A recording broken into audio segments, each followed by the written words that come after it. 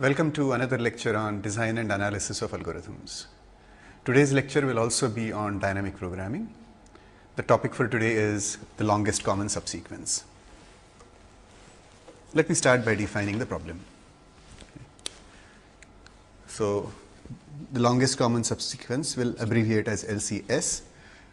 The input to this problem consists of two strings. So, there is one string A of length m, and another string B, say of length n. I might say string occasionally, but I do mean sequence. So it doesn't really matter. The sequence will be a sequence of characters typically. So I'll use string and sequence interchangeably. The output is also going to be a string. Let me call it C and say it will have some length P, which is as yet unknown. And we require that C have the following property. So C should be a subsequence of A as well as B. That is what a common subsequence is. I'll define subsequence more formally in a minute. So C should be a subsequence, and we want C to be the longest possible subsequence.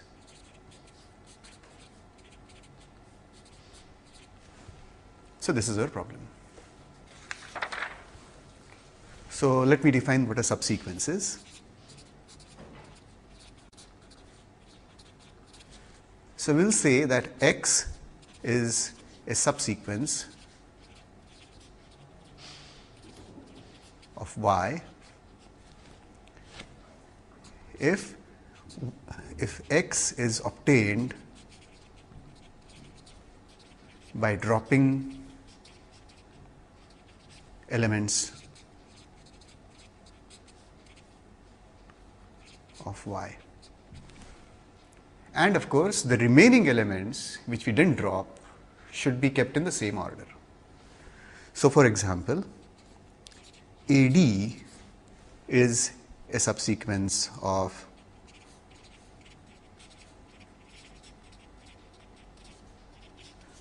say A, B, C, D, E. So these are the elements that we dropped. And as we said, common subsequences are just sequences of both. So let us take an example of LCS.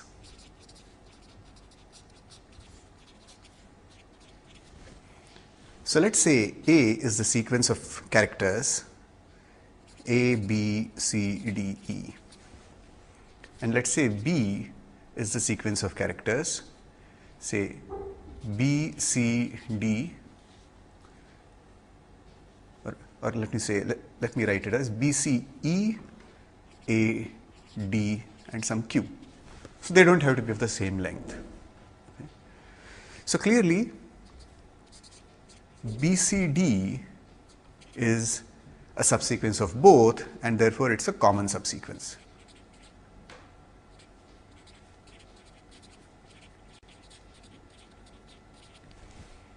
AD also is a common subsequence.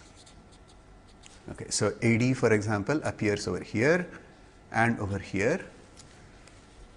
BCD, for example, appears over here and over here.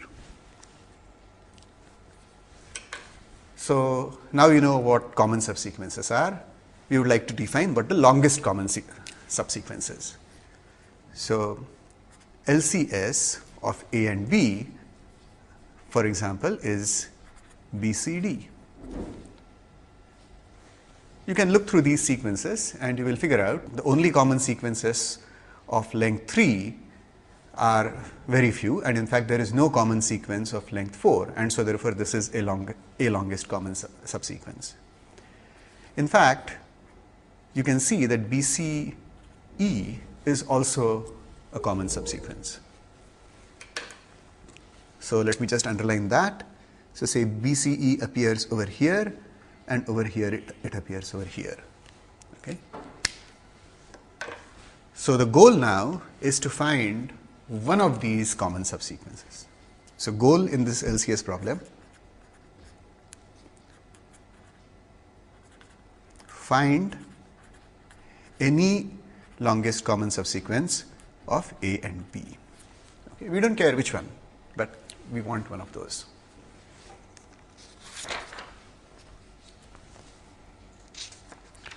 When we speak of LCS, we will mean either every LCS or one of the LCSs, and what we mean should generally be clear by context, otherwise we will explicitly say so. Let me give you a bit of a motivation about why we care about this LCS problem.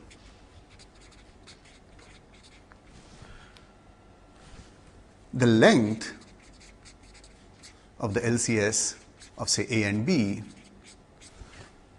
can be thought of as representing the similarity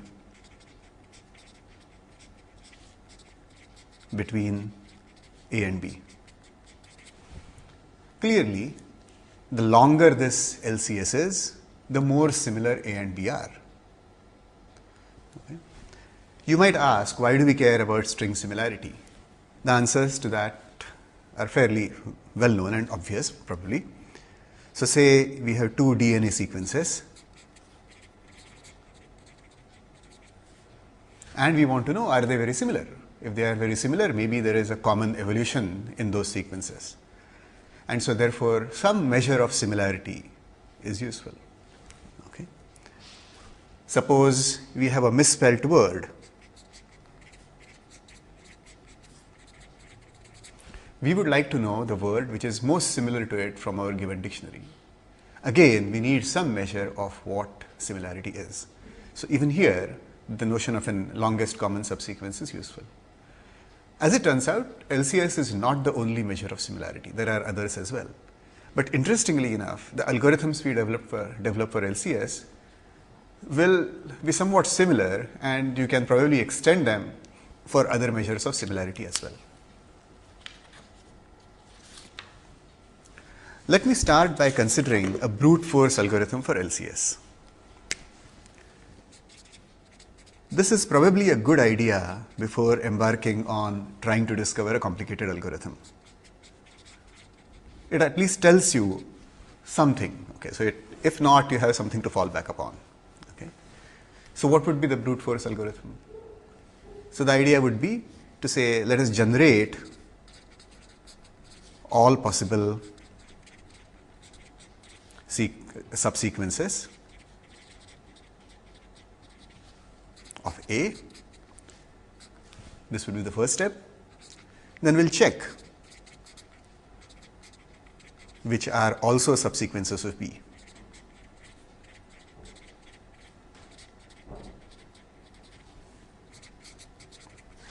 And then we'll retain the longest.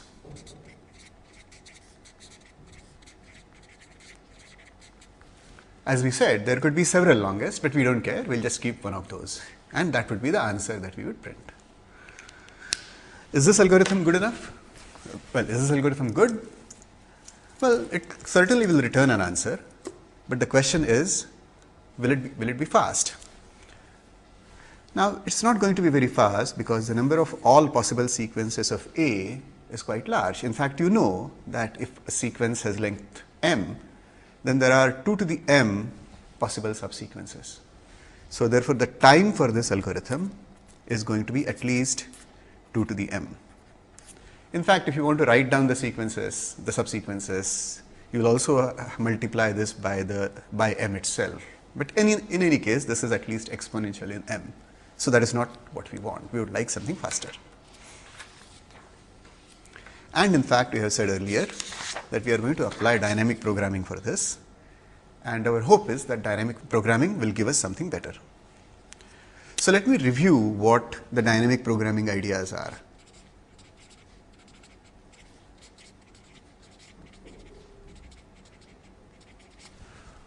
Okay.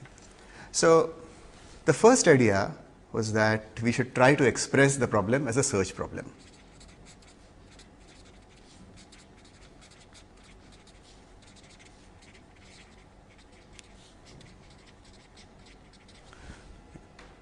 By that I mean that you should clearly identify what the search space is. Okay. So, what is it? What is a possible candidate that you are looking for. Okay, or so in our case, the search space consists of common subsequences.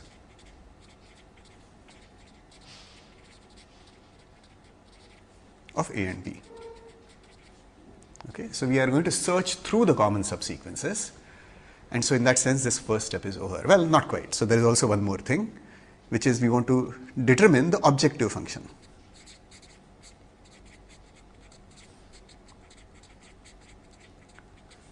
So what is the objective function? Well, it says of all the elements in the subspace, which is the one that you are going to pick. So in our case, that's easily stated. It is the longest one. Okay, so we have a space consisting of all subsequences of A and B, and we want from it that string which is the longest. Of course, we are not going to generate this space explicitly. We are not going to ever write down anywhere all the common subsequences. That will take too much time. This is just for the purposes of thinking. So let me write that down. So this is only a help in thinking. We are not actually going to generate the subspace, any of these spaces. Then what we are going to do is, we are going to write a recursive procedure. Listed explicitly what the search space is, having defined explicitly what the search space is, the next step is to write a recursive procedure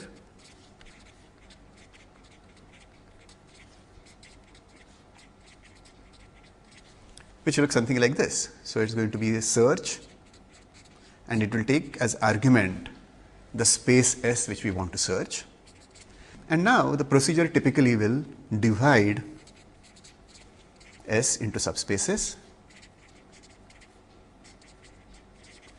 Say, let me call those S1, S2, say some Sk. So there are k subspaces. And the idea is that we'll find the best in each Si. So by best we mean the element which maximizes our objective function, or which optimizes our objective function. So in our case, it's going to be the longest subsequence belonging to each of these Si's. And then we will return the best of the best. Well, by this best I mean the best computed above here. Okay. Okay. Simple enough. Now the important point is going to be, how do we find the best in each Si? This is where recursion is going to come in. So this, if we can express recursively, will at least have a recursive procedure. Of course, this is not where dynamic programming stops. Okay. So the next step is that we are going to characterize the calls, the recursive calls.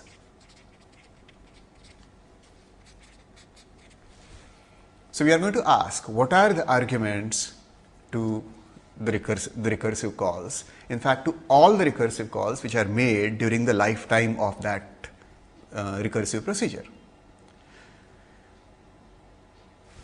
So we are going to define a table then. So let me call it T, which will store the results evaluated for each recursive call.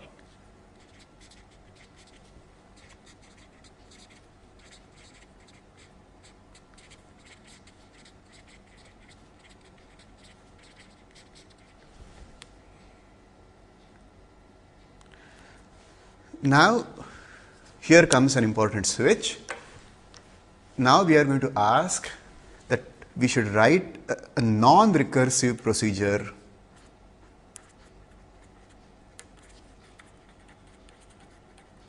and this I am going to call fill, which fills entries of T, okay, assuming other entries are already filled. Okay. In particular, it fills, say, entry ij of t, assuming all other entries are filled. The key time is going to be that the key point is going to be that as a result of this, the total time will be small. In fact, right now I can list what the total time is going to be. So total time is going to be size of the table times filling time. So if we can do this with a small enough table, and if we can show that each entry requires only a small amount of time to be filled, then we'll have a fast algorithm. And our hope is that this strategy will give us a fast algorithm for the longest common subsequence problem. Okay, so let's see how to do this in the case of LCS. The first step is to define the search space, which we already did. The next step is to write this procedure, and this requires us to divide S into subspaces S1 to Sk. Okay, so let's do that now. Mind you, S is the space of the common sequences of A and B. Okay, so this is what we are going to search, and now we have to partition it. So let me write down one strategy. There can be several strategies, and I'm just going to write down one. So one idea might be that I will partition S as S sub A union S sub B union S sub C all the way till S sub Z. The idea is that S sub A is subspace of S consisting of common subsequences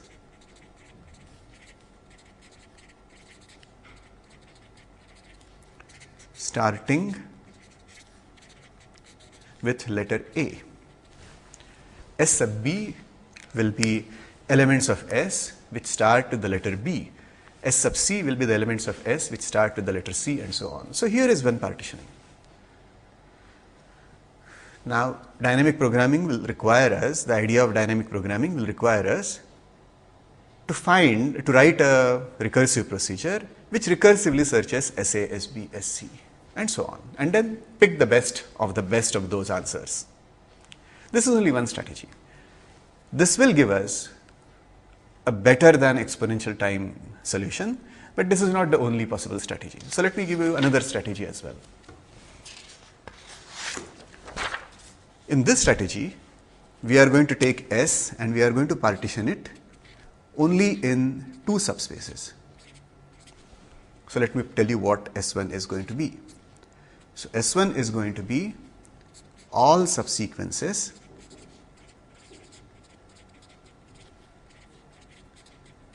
which start with the first letter of A. So remember, A is already known to us, A and B are known to us, and so we can ask questions about what A1 is. So S1 is going to be all subsequences which start with A1, S2 is the rest, that is, start with something else, some other character. Okay. Now this is the strategy we are going to develop further. But you will see that the idea of this development can also be used for the previous strategy. Okay, so now we need to define a recursive strategy, a recursive procedure for searching S1. So our question is how to search S1.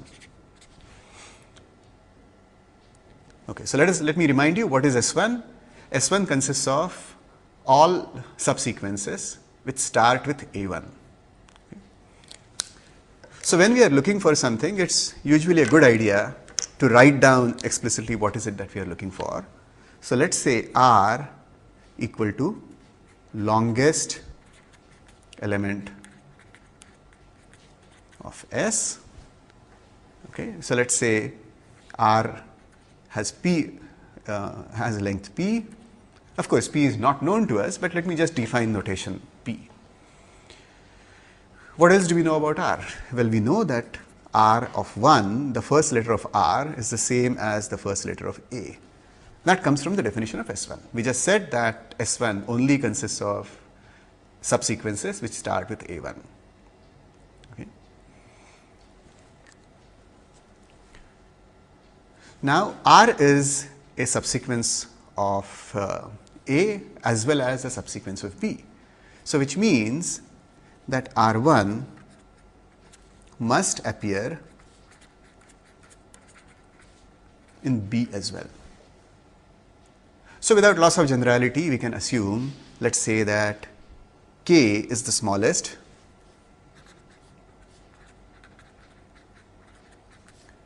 such that B of K is equal to R1, or actually it is equal to A1. Okay.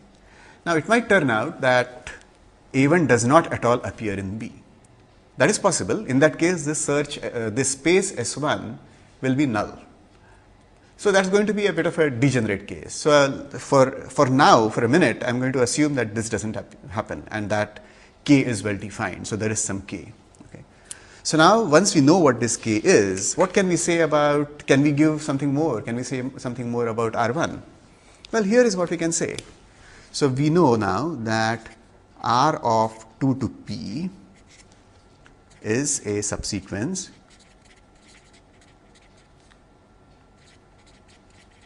of A, well, not of A, because A1 is already taken up by R1.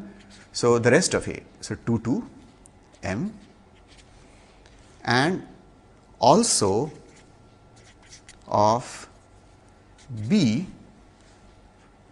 from K plus 1 onwards. So, it is going to be B of K plus 1 to N.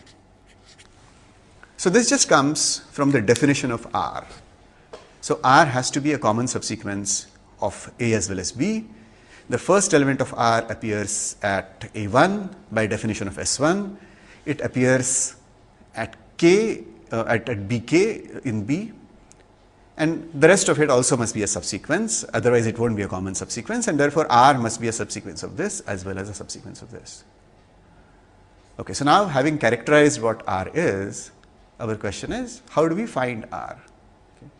Usually it turns out that if you characterize something adequately, it helps in finding. And so in fact, we are almost ready to find. And in fact, we can claim that since R has to be a subsequence of both, perhaps it is the longest such subsequence. So let me write that down as a formal claim.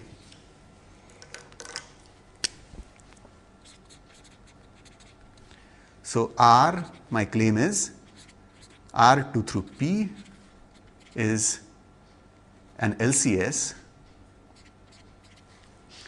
of A 2 through M and B K plus 1 through N, where K is, as we defined a minute ago, K is the index of the first occurrence of A1 inside B. Turns out that this claim is true, and the proof is not terribly hard either. The proof is by contradiction. So let us assume that R2P is not an LCS of this. So let's say there is some S is some LCS of A 2 to M and B K plus 1 to N. Okay. And in fact, for the sake of contradiction, we have to assume that S is longer than R2 to P. So that is, length of S is greater than the length of this. The length of this is P minus 1. So let us say it is greater than or equal to P. Okay. Now the interesting thing is that suppose I consider the sequence A1 concatenated with S. Can we say anything interesting about this? Well, S is a subsequence of A to M, So this must be a subsequence of A1 concatenated with A2 to M, but this is simply A1 to M. Similarly, this is also a subsequence of A1 concatenated with B k plus 1 to N. But what is this? Well, this is nothing but A1 is also Bk, okay, and therefore this is Bk followed by Bk plus 1 to N, and therefore this whole thing is in fact Bk Bk to N.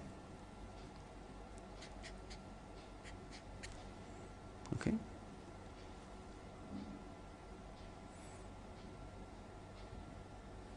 So what have we found then? Okay. So we have discovered that this S is a common subsequence of A1 to M and B k to N. But this is itself a subsequence of B1 to N. So I could just as well write this as 1 to N. Okay? And also S starts with, okay, let me put it here. S starts with A1. Now what is the length of S? S has length at least P. So, okay, so this really ought to be A1 concatenated with S is a common subsequence of this, and in fact A1 concatenated with S starts with A1. So A1 concatenated with S has length at least P plus 1. But now we have a contradiction, because we said that R of length P was an LCS. So then that means there cannot be a longer sequence which is common to both, but which we have just proved has to be there. And therefore, our original claim must have been true. So what was our original claim? That R2P is an LCS of A to M and Bk plus 1 to N. So what is the conclusion from this? So let me write that down. So the conclusion is that we know now how to search S1. Okay.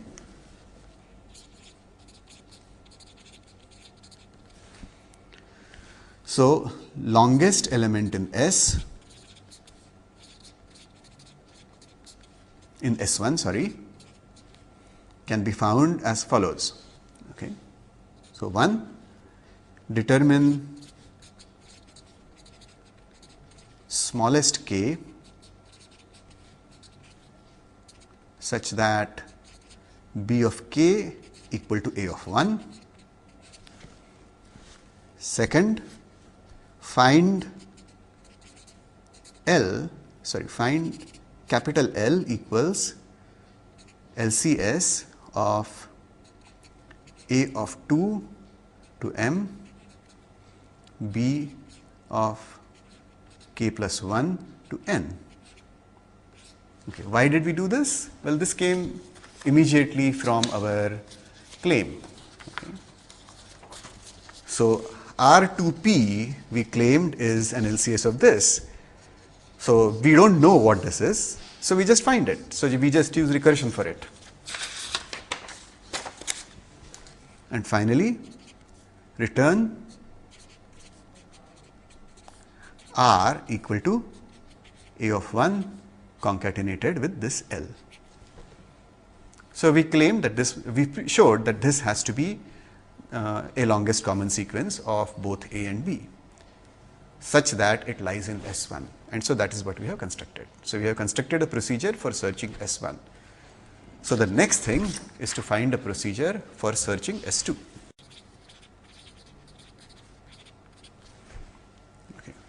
Well, as before, let us write down what we are searching for. So let's say we are searching for some r again. So say again of length p, okay, which is longest in S2. Okay. Can we characterize R further? Well, we know that R is a subsequence of A2 to M. Why 2 to M? Because we know that A1 doesn't appear in it. So there is no question of R being a subsequence of the whole thing. So it has to be 2 to M. Okay. And R is also a subsequence of B1 to N. Okay. So note that over here we have used the defining property of S2. Okay. So this is how we have characterized R. Okay. So at this point it might be tempting to claim, or at least conjecture, that perhaps R should be the longest common subsequence of both of these. That's a nice conjecture, but unfortunately it is not true. I am not going to explain it in too much detail, but let me just give you a hint of why it is not true, and then you can prove it for yourself. So just consider A as the sequence of letters A, and B say as also the same. Then work out what S1 and S2 are going to be, and then you will see why this is not true. Okay, so R is not the longest common subsequence of both of these. However, something equally useful is true. Okay, so let me write that down. Okay, so what is true is the following. So I claim that R as defined here, okay, is no longer than LCS of A through M and B 1 through N. Okay, I'll tell you why this is useful in a minute, but let me prove it first. The proof is actually a single line. Okay, we know that R is a common sequence of both of these. So it cannot be longer than LCS of these two sequences. Okay, so done. Okay. So let me now come back to this conclusion that we have written earlier. So we said that we want to, here is a procedure for looking for the longest element in S1. Okay. So we also want a procedure for looking for the longest element in S2. So let me write that down over here. Okay, so what will that procedure look like? Okay. So I claim that I am going to define R prime equal to LCS of A of 2 through M, B of 1 through N. Okay, so this will be generated by a recursive call, and this is no smaller or no shorter than longest of S2. Okay, so what do we have? We have a procedure to determine the longest element in S1 and an element which is no shorter than the longest of S2. So is this useful? Okay, so what was our goal? So let us go back to our goal. Our goal was to determine the longest of the longest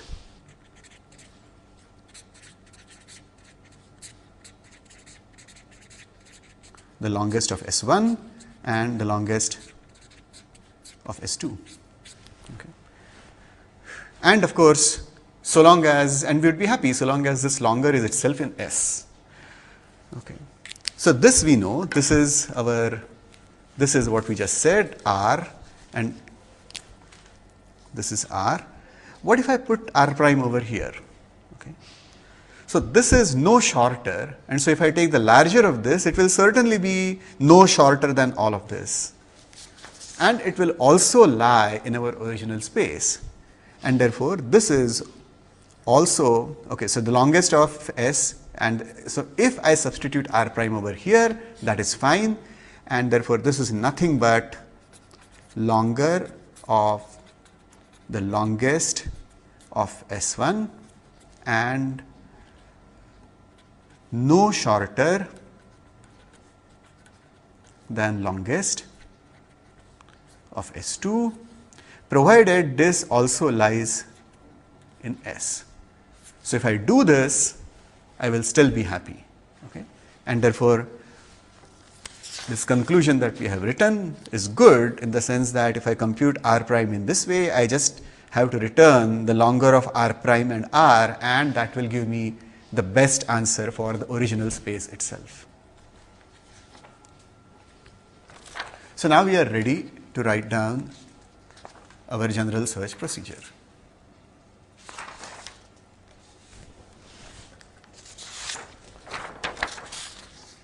Okay, so let me write that down.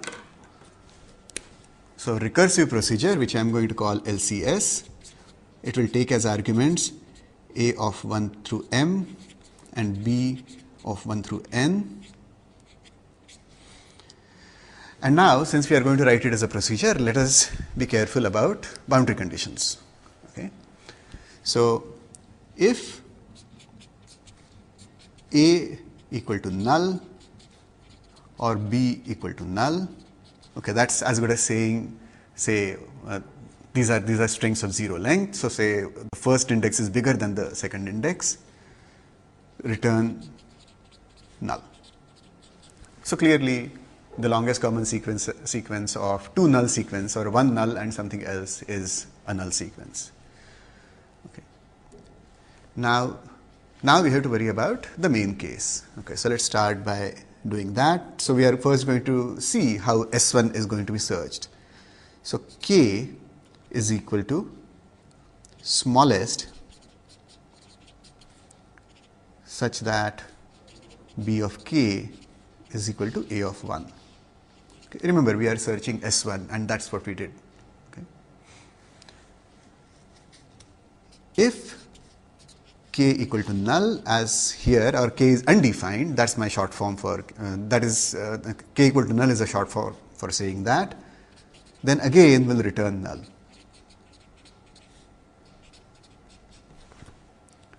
Otherwise, this will kick in. Okay, so we are going to do all this. Okay, so we are going to write, or I'll just write it jointly. So we are going to compute R equals all of this. So let me write that down. Otherwise, we'll compute R equals A of 1 concatenated with LCS of A of 2 through M and B of K plus 1 through N. Then they will compute R prime. Now this time we are searching S2. So that as LCS of A of 2 through M and B of 1 through N. And then we will return the longer of R and R prime. Okay, so we'll get R and R prime explicitly, we'll compute their lengths and we'll return the longer of the two. Now, I should point out some technicalities. Okay. So, in this call, we wrote down A of 2 through M. The moment we write down A of 2 through M, we are implicitly assuming that M is bigger than or equal to 2. Which may not be true, M might be equal to 1. In this case, I am going to assume that an expression like this will be evaluated as null. So instead of passing, so this expression will be passed as null if M is in fact smaller than 2. Okay. So what will happen then when this comes over here in the recursive call, a null will be returned, but which is exactly what we want over here. And so therefore this interpretation is fine. So I don't have to write that special case whether M is greater than or equal to 2. Okay, it's just handled by saying that this just represents a null string or a null sequence. Okay, so this is our basic recursive procedure.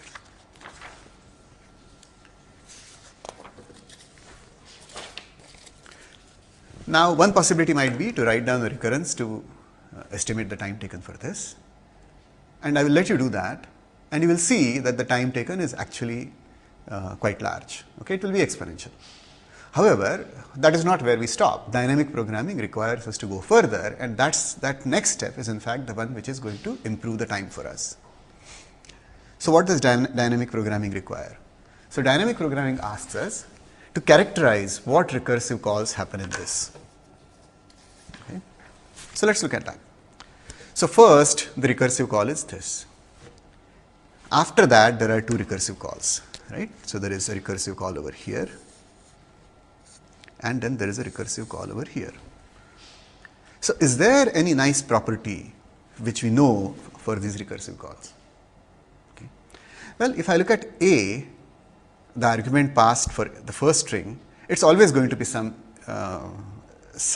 part of A, and in fact, the second index is always going to be M. Similarly, if I look at the second argument to the recursive call, it's always going to be a B. Okay. The second argument is always going to be N. The terminal index in that array is always going to be M. And the first index could be anything. It could be k plus 1. And if you recurse, again, this property is going to stay the same. So when we recurse, the key idea is that when we recurse, our calls are going to be something like this. So all calls which are going to be made are going to have the form LCS of A of I to M, B of J to N. Okay, where I and J could be anything. So this is an important observation, and this is an important part of the whole dynamic programming strategy. Okay. So once we know that all calls are of this kind, so let me actually note that down, are going to be of this kind. So let me write it down. So say where 1 is less than or equal to I is less than or equal to M, and 1 is less than or equal to J is less than or equal to N. Okay. Dynamic programming says, let us define a table, let us call it T, such that its entries will save the solution answers to these calls. So Tij will store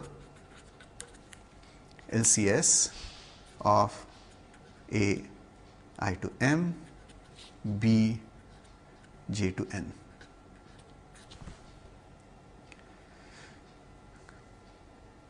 So actually I am going to use not I ranging over just 1 through M, but over 1 through M plus 1, and J will range over 1 through N plus 1. And the reason for that will become clear in a minute. It will serve as a certain kind of sentinel. So this will be a two-dimensional table with M plus 1 rows and N plus 1 columns. And now our goal is simply to fill in the entries of this table. Okay.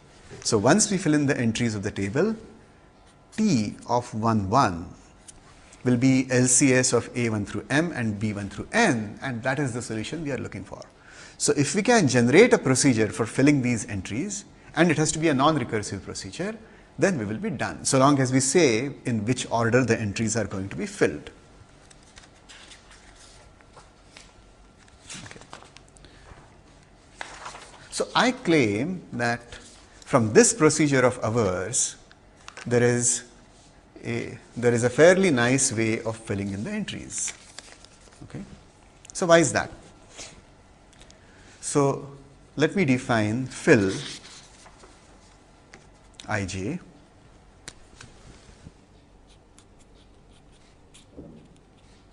as follows. So what is fill Ij going to do? It is going to fill the entry Tij. Okay. But what is Tij? Tij is going to be the LCS. Okay, let me write that down. So it's going to be LCS of A I through M, B J through N. Okay, so let me comment it. Okay, so this is what the entry is supposed to be. So fill is supposed to return this entry. Now, if we look at our original procedure, then this is after all a string and this is another string, and we could just as well pass this string or these two subsequences. So all I have to do is to mimic what happens in this procedure and see how fill should really behave. Okay, so the first step is, if A is equal to null or B is equal to null, then return null. Okay. So in this case, what does being null mean? So being null is simply equivalent to saying when does this expression not have any meaning at all? So I will interpret that as saying if I is greater than m or j is greater than n, then it doesn't make sense, and then so we will return null.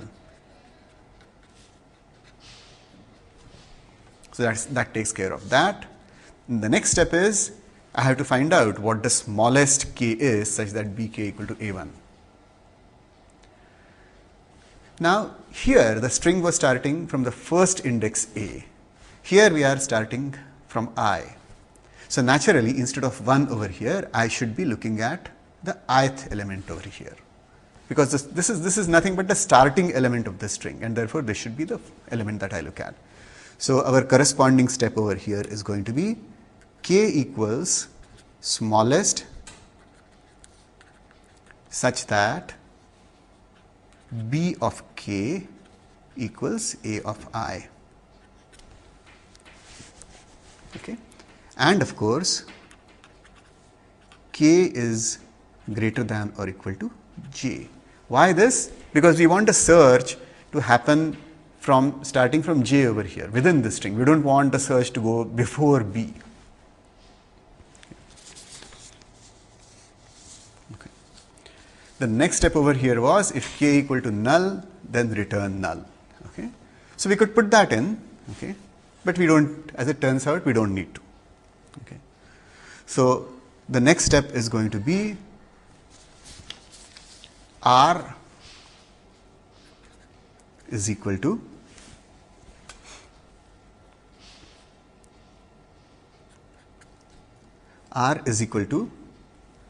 a of 1 concatenated with this LCS. But remember that we don't want any recursive calls, so we can't write fill of all of this. However, we are allowed to assume that the table is already full. So in which case, what can we do? We can write over here T of a of 2 through m, but a of 2 through m has to be interpreted in light of this a of 1 through m, which in our case is I through m. So this 2 through m really is nothing but I plus 1 through m. Okay. So in fact, we will be writing, instead of writing a of 2 through m, we will be writing T of I plus 1, comma, k plus 1. Okay. The next thing is r prime, and again over here, instead of LCS of 2 through m, since we started off with a which is going from I through m, this will be I plus 1, and this is not going to be 1 through n, but this will be j through n. Okay. So this will mean that r prime will be slightly different. So r prime will have to be table entry, not LCS again, but the table entry. So I plus 1, comma, j. Okay, so this is what it was. And now we are going to return the longer of r and r prime.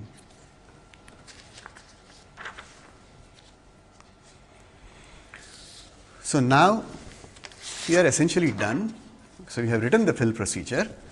So let's just see how the fill procedure is working out. Okay. So let us look at our table. So this is our table. So in our table, say I is going in this direction, j is going in this direction. Okay.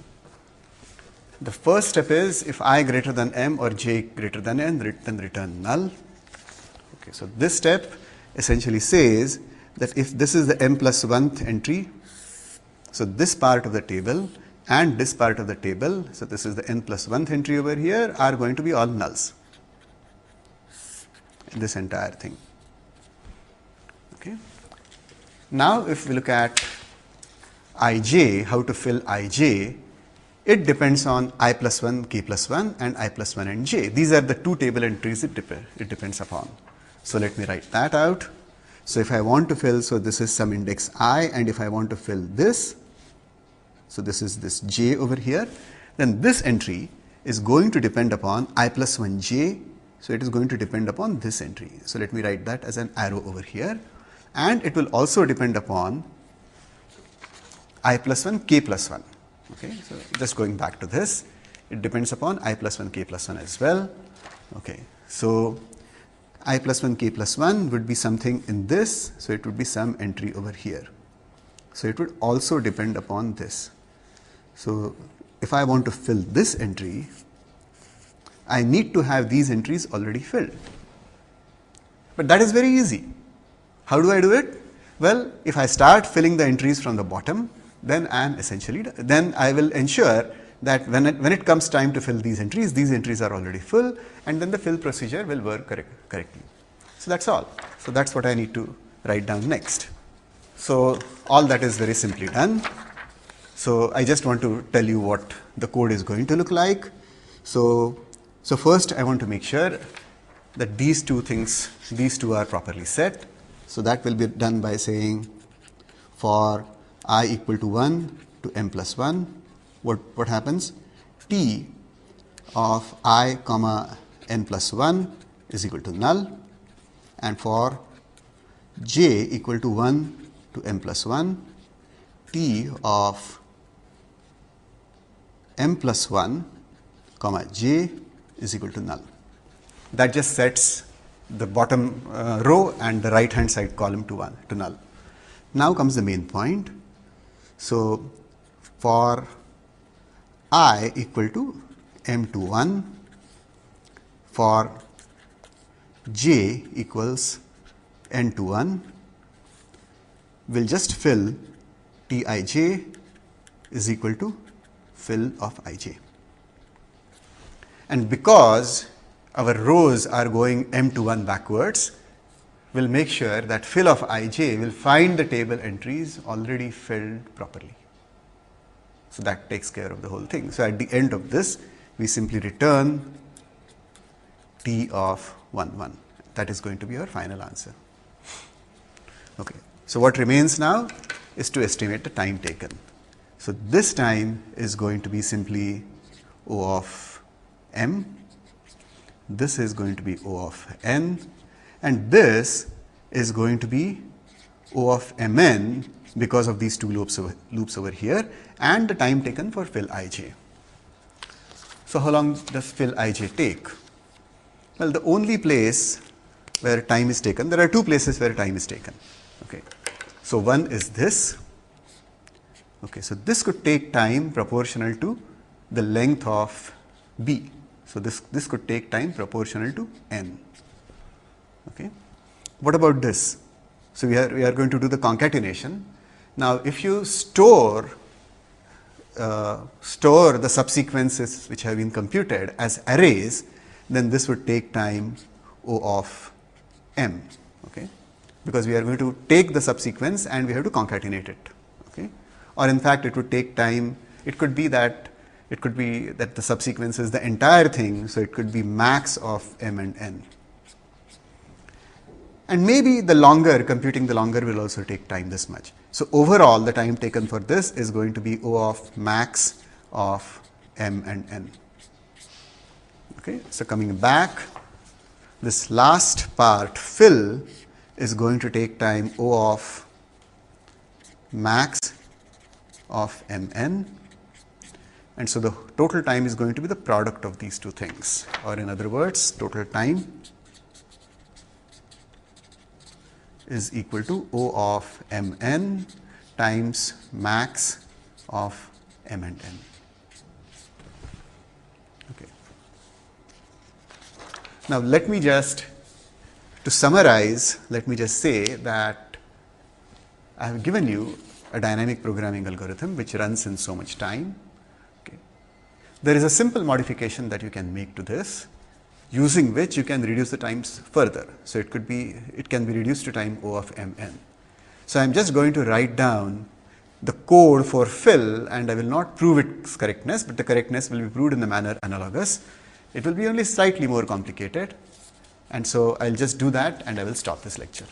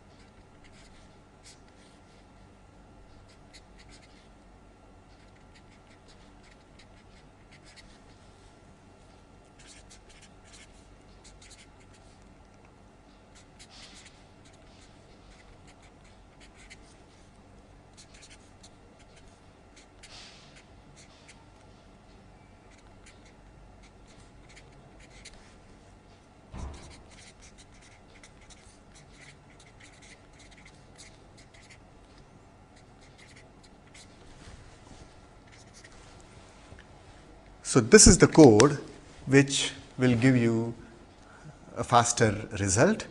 It will require that you store the result being calculated. The table entry should be stored as a linked list rather than storing the entire subsequence in each entry in the table. Store it as a linked list.